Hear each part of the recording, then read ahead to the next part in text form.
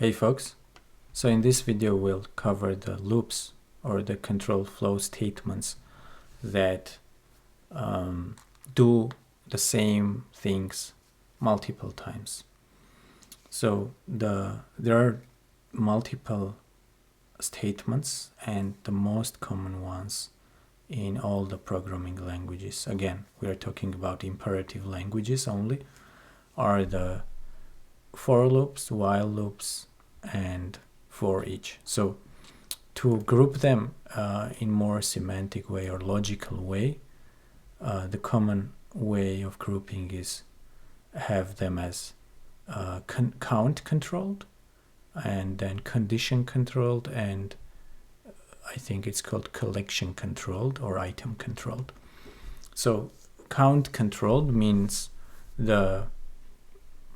we tell the statement has the count or number of times to do the same thing as a parameter. So basically we'll say what to do and how many times. The condition controlled is we provide a condition to the statement, and the things we want to repeat multiple times will keep repeating as long as this condition applies or until this condition applies. And the last one is collection controlled, and what it does, these statements will do the same thing for each element in the collection. So let's just look at some syntax of the statements from each group. So starting from the first count controlled group, the general syntax would be there is some variable which controls the number of the iteration, and iteration is basically one pass through the code that we want to execute multiple times. So each pass is one iteration. So in count controlled loops, we'll have an index or a variable that defines the number of iteration, and that will change within some range. So it can be 1 to n, it can be 5 to 100, it can be whatever, and it doesn't have to increment with by 1 every time. You can have steps of 5, 10. So but the essence is we have some index, some kind of a variable defining the iteration. And so I put 3 examples from different languages here, and all of them, as you can see, are for. So for is for not all of them are for. So one is a do, but it's basically the same thing. So there is this index I defining the iteration, and then we say until when. So increase I from 1 to n, and then we list the statements we want to be executed. And then the first example is next I, which means basically go back and execute the same things again until I is out of the range from 1 to n. So the second example does the same thing with another syntax. It says I is 1 until I is less than or equal to n, do the statements, and then come back and increment I to the next iteration. And do and do is another syntax for the same thing. So count control are pretty simple. You have this variable controlling the current iteration, so defining the current iteration, and then you have some condition. In reality, count control is also condition controlled, because eventually the condition is if our variable that we keep increasing or decreasing or keep changing with every iteration is within the desired range. That's the condition. So in condition controlled, the condition is stated more explicitly. So the statements are similar, but we have, instead of having this number growing within some range or changing within some range, we just say do these statements until some condition, right? And or we can have the condition check first and then only execute the statement. So while this condition is true, execute all the statements that follow. So again, I listed here 3 examples of the condition controlled loops. One is the repeat until. See, the keywords are different. Again, it's not while, but it does the same thing. So again, from language to language, you'll see different code, differently looking, but you can understand what that means if you're familiar with these condition controlled loops. So repeat until, it says repeat all the statements until this condition is met. So the second one is while this condition is true, repeat the statements, do the statements. And then the third one is do statements while condition is true. So repeat until and do while is basically,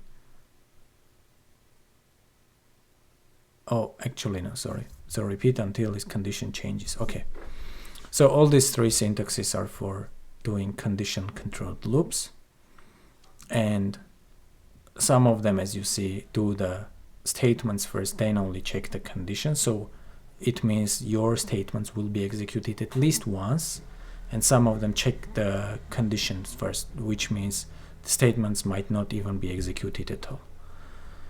So the third category is the collection controlled, and as I said, they do these statements basically iterate over each of the element in the collection. And we don't know about collections yet, but imagine it's basically a collection of elements, or it can be a range of numbers. Again, it can be collection of juice boxes of juice. It can be some collections of any data type. It can be user defined, it can be primitive types like integers. So what this syntax does is you provide the statements, and those statements are executed for each element in the condition. So again, I listed 1, 2, 3, 4 different examples of syntax from different languages, but as you see, it's all of them are similar with some differences in the wording, but all of them have this for each statement, and then somehow you should specify the collection. It can be explicitly the name of the collection, it can be some statement that produces a collection as a result of its evaluation. So it can be, for instance, range 1 to 5, which produces a collection of integers including 1, 2, 3, 4, 5.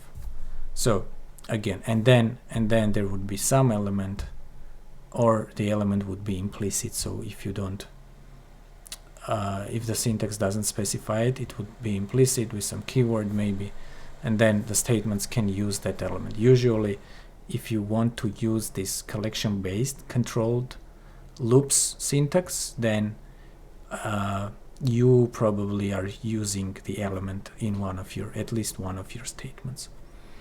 So these are the 3 groups of loops, and the common trait between all of them is they do the same thing multiple times. Each pass is called an iteration. So all of them can be translated into each other, right? There is no way. So for instance, if we take for each element in collection, we can basically translate it to the count controlled, right? We can get the number of elements in the collection and do for I equals 1 to that number, do this, right? And then we would do collection get ith element in the statements. Or if we want to translate this for each to a condition controlled loop, we can do while there is still element, or while next element is still available, do all these statements. So those are interchangeable. It's a matter of convenience of writing your code. Do you have count available? Do you have condition, or you have collection available, which doesn't provide direct access to this number? So it's a matter of choice, but all of them basically do the same thing in essence. So there are some keywords or statements that are specific, that are useful in the context of loops. So you cannot use them elsewhere in the code, but you can use them within loops and within special loops, not all of them. So there are two very common ones that almost all languages provide, the ones that have loops. So one is continue, and what continue does is basically ignores all the statements below or after that and moves to the next iteration, right? So for instance, let's say if we have this, we do for each over this collection of boxes of juice, and then we say if the flavor is not orange, continue, which means we're not interested in this, we don't want to do anything with this item, just continue to the next iteration so that we check maybe that one is not, maybe that one is orange. So that's what continue does, moves to the next iteration. And some languages have a different keyword for this, but continue is the most common. I think there is this skip or next. The second keyword, which is again very common, all of this loop, all of the languages that have loops provide this, is the break. So break means we are done with the loop and we want to go back, or not back, go to the code that follows the loop. So basically return the control flow to the statement after the loop. So an example of this, the use of break statement would be, let's say we are looking, let's say we have bags of balls again, right? And we know one of the bags, or we need to find one blue ball from the bag. We don't care if there are multiple blue balls, or if there is only one bag with a blue ball, or there are multiple. So we just need to find one. So we would do for each and then bags, like for each bag from all the bags, and then we say if we pick inside, we can have another loop or whatever, we just say find blue ball. And if we would say if we found the blue ball from this bag, then just output yeah, found one, and then break, because we know that the goal of the problem or the goal of that exercise was to find one. We're not interested in any more, so we don't care what other bags contain, we just need to break the loop. So we don't want to continue it. We're done with this part. We want to return to the main code and continue from the instruction that comes after the loop. So that's the break. Some very odd and rare keywords that are not available in most of the languages are redo, which basically restarts the whole loop from beginning. And then there is retry that restarts the iteration over, but I don't think we'll ever need this or talk about this again. So just remember continue and break. Those are really important and definitely we'll use them. So I think that pretty much covers what I wanted to tell you about the loops. And this also is the last one of the control flow statements video. So in the next video, we'll try to see if how we can solve. We know we can solve already, but how we can solve the 3 example problems and maybe introduce a little more complex ones to work on and to illustrate some more advanced features. Thank you very much. See you in the next one.